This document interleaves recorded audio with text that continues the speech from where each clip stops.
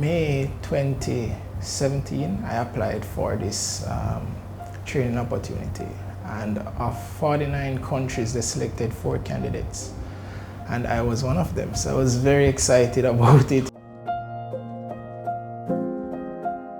I don't know much about swimming, but I was excited to go at sea and to see what it is about, and pretty much to make a comparison between on-land exploration versus offshore.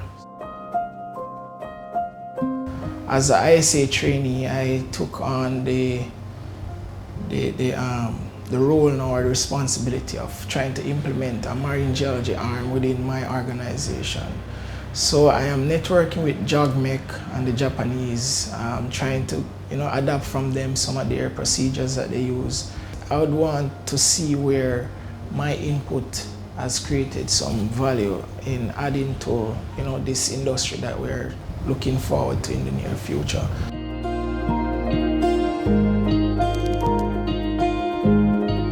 I participated in the Korean contract training that was in March to April of 2018. We sailed from Hawaii to California and we sampled the Clarion-Clipperton Zone in the middle of the Pacific Ocean.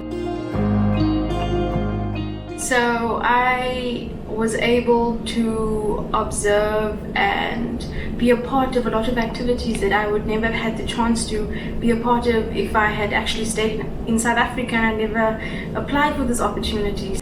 The chief scientist on board was so wise and he was full of knowledge, and you just had to ask him the right questions and you'd be able to learn so much from them.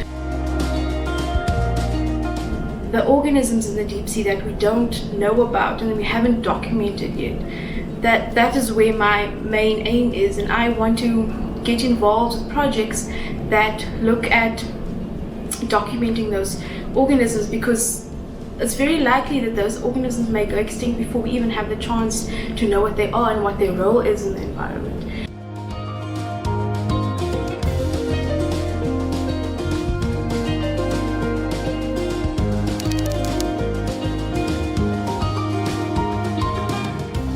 My name is Talatu Akindolire. I'm a Nigerian and I currently work as an Associate Legal Officer in the International Seabed Authority.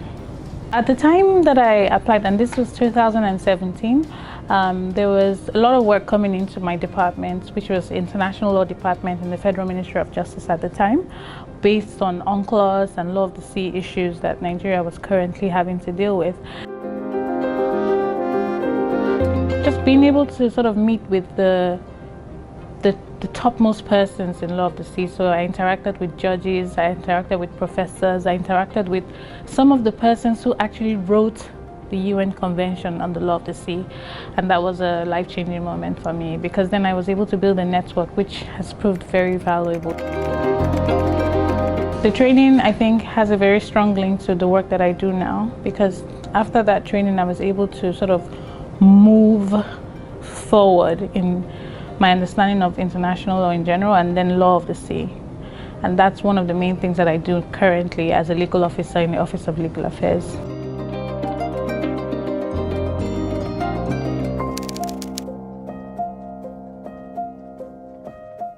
The deep sea is a vast and complex environment of which we have explored just less than 5%.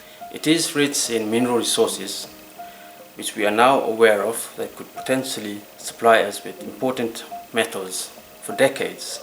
To be able to undertake this research here at the University of Plymouth in England has been amazing. The university not only has the facilities and expertise to conduct and to support this research, but it also offers a great learning environment. Deep sea minerals cover vast areas in the Pacific, and from polymetallic nodules to cobalt-rich crust and seafloor massive sulfides. It is important that as a Pacific Islander to get involved in the developments surrounding minerals from the deep sea.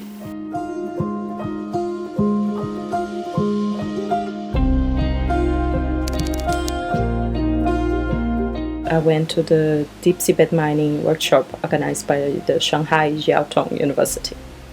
I'm very intrigued by the ISA because it's a very unique organization where scientists have a prominent role in the legal and technical commission. Also, as a lawyer, I find it very interesting to be able to develop a whole body of regulations for an industry which is developing as we speak. And of course, this made me learn a great deal more about the organization itself and about the development of the exploitation regulations in the area.